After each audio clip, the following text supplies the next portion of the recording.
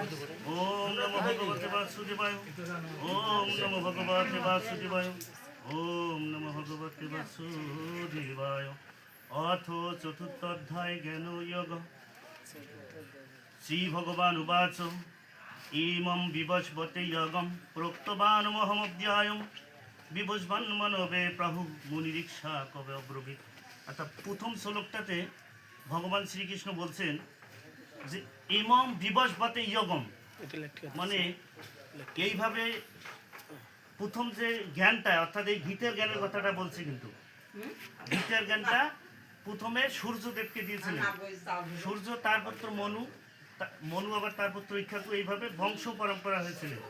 যেমন দ্বিতীয় নম্বর শ্লোকে আবার বলছে কি এবং পরম্পরা প্রাপ্তম ইমম রাজস্বয়বিদু সকালে হইল মহতা যোগ নষ্ট পরন্তপ।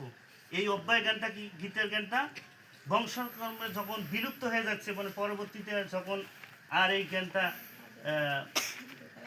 বিলুপ্তর পথে, তখন শ্রীকৃষ্ণ পুনরায় জ্ঞান দিলেন। কখন? মহাভারতের ভীষ্ম পর্ব। এখন এইখান থেকে আমাদের একটা জানার বিষয় যে গীতের জ্ঞানটা আগে মানে মহাভারত থেকে গীতের জ্ঞানটা নিছি নাকি গীতের জ্ঞান থেকে মহাভারত নিছি? এই প্রশ্নটা অনেকের খটকা লাগে।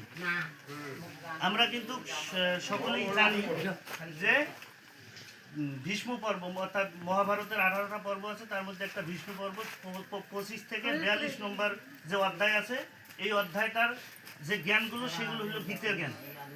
এখন আপনাদের দৃষ্টিভঙ্গিতে কোনটা মনে হয় যে এই জ্ঞানগুলো কি এই মহাভারত থেকে নেওয়া গীতা, নাকি গীতের জ্ঞানগুলো পূর্বে ছিল তারপরে মহাভারতে যোগ হয়েছে?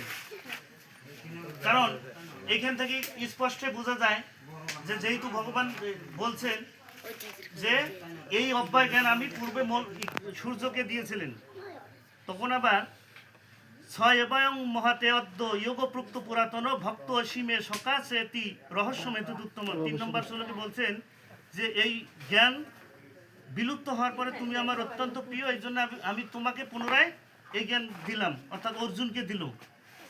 এখন অর্জুনকে এই জ্ঞান যখন দিল, এই কথা বললো যে প্রথমে সূর্যকে, অর্জুনেরও কিন্তু কিছু সন্দেহ ছিল না?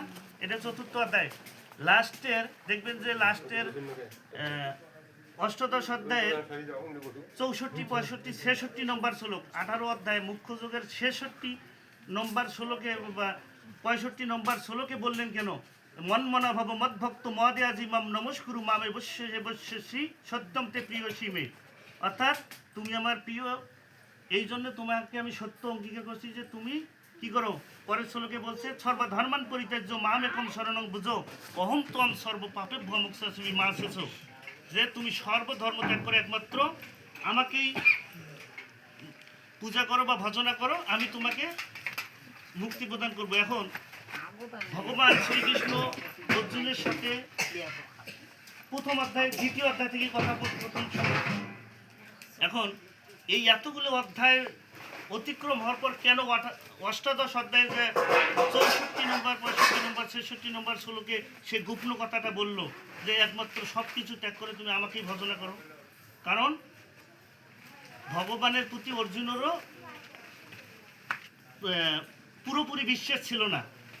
ভগবান যে এই সব কিছুর নিয়ন্তা বা সব কিছুর অধীশ্বর, এইটা কিন্তু অর্জুনেরও সন্দেহ ছিল। যখন অর্জুনের এইটা সন্দেহ দূর হয়েছে, তখনই কিন্তু তাকে এই গোপনীয় বিষয় বলছে। এই জন্য চতুর্থ অধ্যায় 4 নম্বর শ্লোকে কিন্তু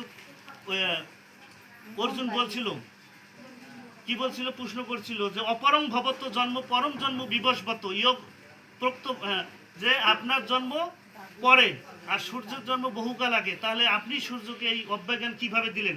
আছে না? সূর্যের জন্ম যদি মানে আগে এবং ভগবানের কৃষ্ণের জন্ম পরে, এটা অর্জুনের দৃষ্টিতে, তাহলে আপনি কিভাবে সূর্যকে এই জ্ঞান দিলেন? তখন কি বলছিল, বহু নিমে ব্যতীতানি জন্মানি তবত অর্জুন তানি অহং বেদ সর্বাণী নতম বেদ পরন্তব। হে অর্জুন, তোমারও আমার বহুবার জন্ম অতীত হয়ে গেছে, আমার তা সবই মনে আছে, কিন্তু তোমার কিছু মনে নেই। কেন মনে নাই? ভগবান শ্রীকৃষ্ণ হল জাতিশ্বর, আর অর্জুন জাতিশ্বর না। আমরা কেউ জাতিশ্বর না। জাতিশ্বর মানে হচ্ছে আমরা পুনর্জন্মের কথা মনে রাখতে পারি। আরেকজন জাতিশ্বর ছিলেন ভীষ্ম পর্বে ভীষ্ম। ভীষ্ম মহিম ভীষ্মকে আমরা তো চেনেন, সবাই মহাভারত দেখছেন। উনিও কিন্তু জাতিশ্বর ছিলেন এবং ওনার জাতিশ্বরের মেয়াদ ছিল 100 জন্ম পর্যন্ত উনি দেখতে পাচ্ছেন। এই যে যখন কণ্টক সজ্জায় অর্থাৎ এই যে ষড়সজ্জায় ভীষ্মদেব আসন শুয়েছিলেন এবং কষ্ট ভোগ করছিলেন, তখন কিন্তু ভগবানকে একবার প্রশ্ন করছিলেন। কে? এই ভীষ্ম যখন দেখা করতে গিয়েছিল, ভীষ্ম প্রশ্ন করছিলেন, হে ভগবান, আমি তো কখনো কোনো পাপ করি নাই, তাহলে আমি কেন কষ্ট ভোগ করতেছি? অর্থাৎ কষ্ট ভোগ করতে যিনি পাপ করবে, তাই তো? তাহলে আমি তো কখনো কোনো পাপ করি নাই, তাহলে আমি কেন কষ্ট ভোগ করতেছি? তখন ভগবান বলছিলেন, আপনিও পাপ করছিলেন, যেটুকু পাপ করছিলেন সেই পাপের ফলস্বরূপ আপনাকে এই শাস্তি ভোগ। তখন বললো, না, আমার তো জানা মতো আমি কখনো পাপ করি নাই, তাহলে কি হবে?